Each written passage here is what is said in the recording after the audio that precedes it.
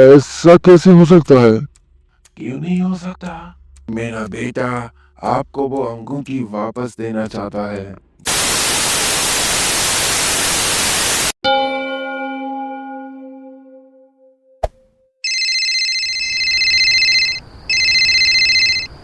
रात के 12 बजे बीरेश बाबू के कमरे का टेलीफोन बज उठा।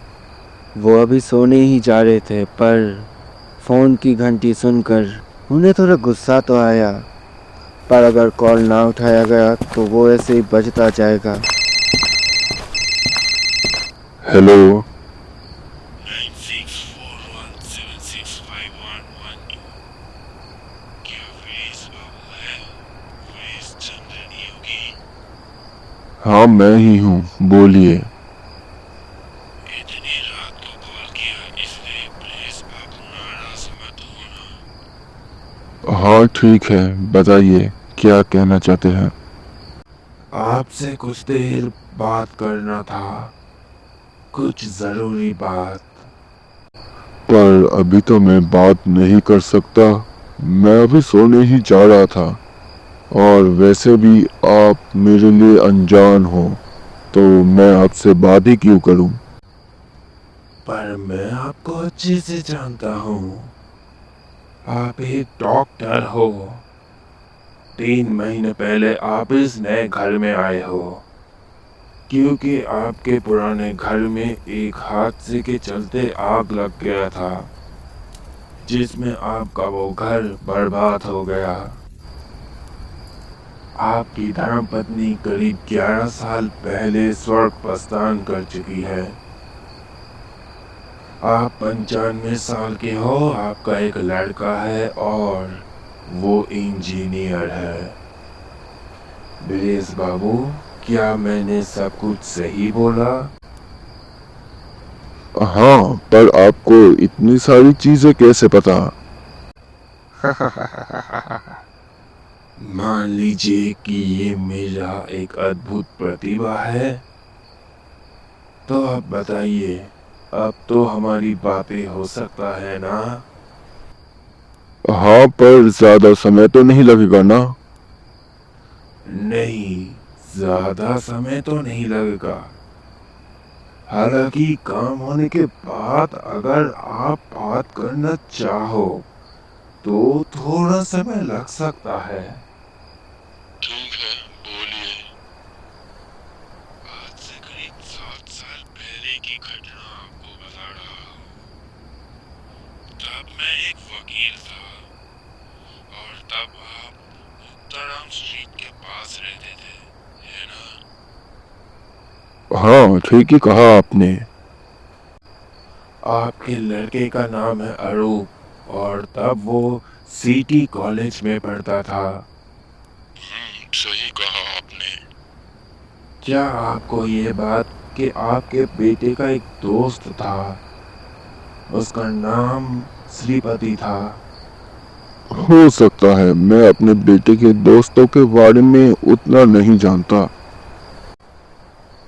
ये श्रीपति मेरा बेटा था, और मेरा नाम है गणपति। मेरा बेटा श्रीपति बहुत अच्छा लड़का था, जैसा दिखने में वैसा ही स्वभाव में भी। और मेरे बेटे का सबसे नजदीकी दोस्ती था आपके बेटे अरूप के साथ।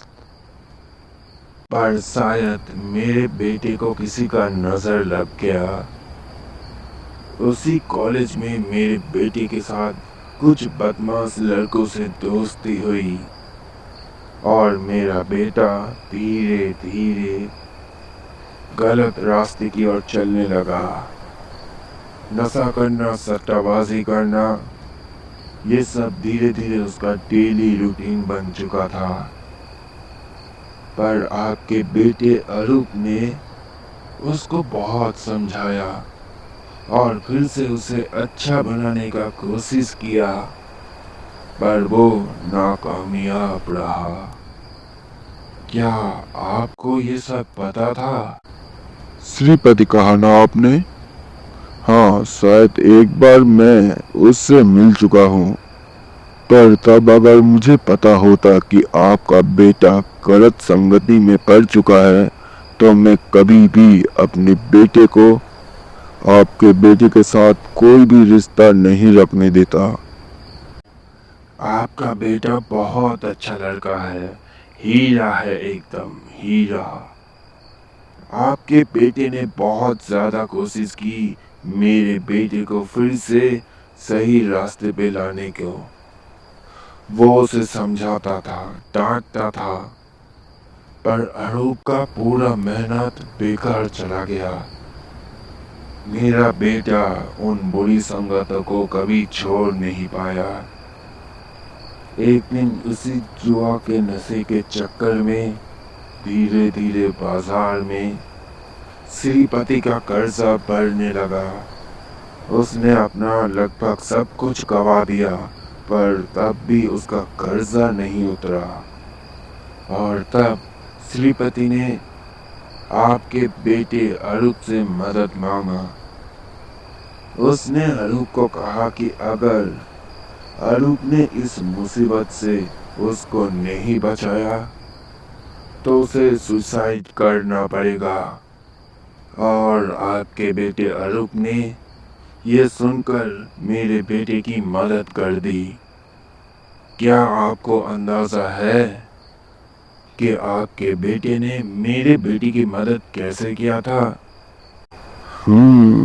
अब शायद समझ आ रहा है। क्या समझ आ रहा है? हमारे पास हमारे पूर्वजों का एक बेशकीमती हीरे की अंगूठी था जिसका कीमत बहुत ज्यादा था। उसे हम एक खास संदूक में रखते थे और ज्यादा लोगों को इसके बारे में नहीं पता था। पर अचानक एक दिन वो हीरे की अंगूठी चोरी हो गया। हमने पुलिस बुलाया, पुलिस ने इन्वेस्टिगेशन भी किया, पर उस हीरे की अंगूठी का कोई भी पता नहीं चला। तो शायद मेरे बेटे ने ही। सही कहा आपने, अरूप ने ही वो हीरे की अंगूठी चुराया था, पर अपने लिए नहीं, अपने दोस्त को बचाने के लिए। अजीब है, मैंने इस बारे में कभी सोचा भी नहीं था। सोचते भी कैसे, आपका बेटा इतना अच्छा जो है। हाँ वो तो है, पर अब क्या? आपके बेटे ने जब वो अंगूठी मेरे बेटे को दिया तो मेरा बेटा उस अंगूठी को बेचने की बजाय उसको अपने पास ही रख लिया, क्योंकि उसे वो अंगूठी बेहद ज्यादा पसंद आ गया था। और उसके बाद मुझे जब पता चला कि मेरा बेटा बाजार में कर्ज के तले डूब चुका है, तो मैंने कुछ महाजनों से कर्ज लेकर मेरे बेटे की सभी उधारी चुका दी। आपको पता है, उस दिन के बाद से वो अंगूठी मेरे बेटे के पास ही है। उसने कभी भी उस अंगूठी को अपने आप से दूर नहीं किया। पर आज से उसका मन उस अंगूठी से भर चुका है। वो अब उस अंगूठी को वापस करना चाहता है। अच्छा, वैसे आपने खुद का नाम क्या बताया? गणपति, गणपति सोम। और आपके बेटे का? श्रीपति। पता नहीं क्यों आप दोनों का नाम मैंने सुना है। क्या आप लोगों का नाम आज के अखबार में आया था? हो सकता है। रुकिए, मुझे थोड़ा सोचने दीजिए।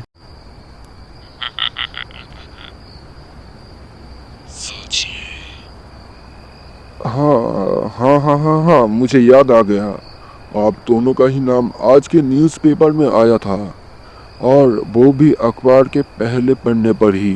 खबर में छपा हुआ था कि एक गाड़ी ने 2 आदमी को उड़ा दिया है। दोनों ही बाप बेटे थे। एक का नाम था श्रीपति सोम और दूसरे का नाम था गणपति सोम। हाँ, आपने सही कहा। मैं वही गणपति हूँ।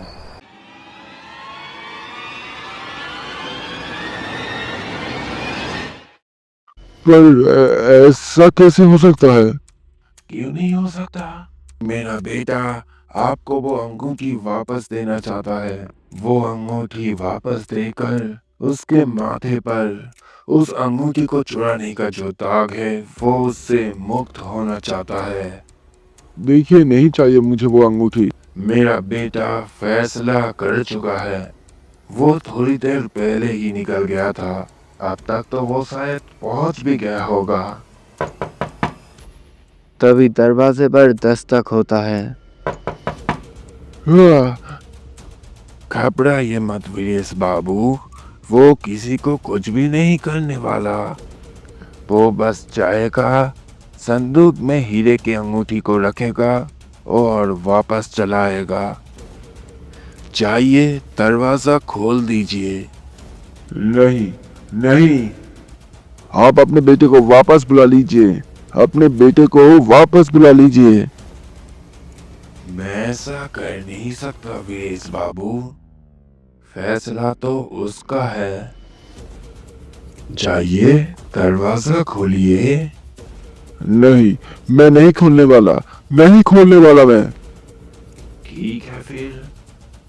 वैसे भी अब उसके पास वो ताकत है कि वो बिना दरवाजा खोले अंदर आ सकता है।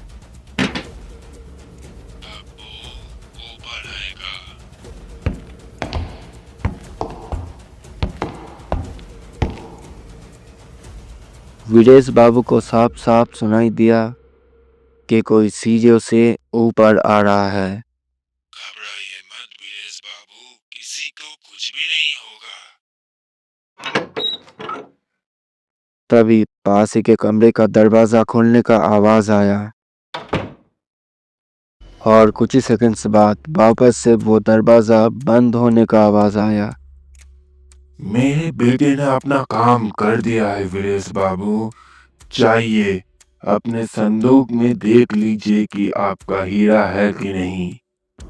शुभ रात्रि। फोन अब कट चुका है, पर वीरेश बाबू अभी भी डरे हुए हैं। थोड़ी देर वो डर के मारे जमीन पर ही बैठे रहे। उन्हें समझ नहीं आ रहा था कि अभी इधर क्या हुआ। ये सब कुछ भूलने के लिए वो पास ही के कमरे से एक किताब लाने गए।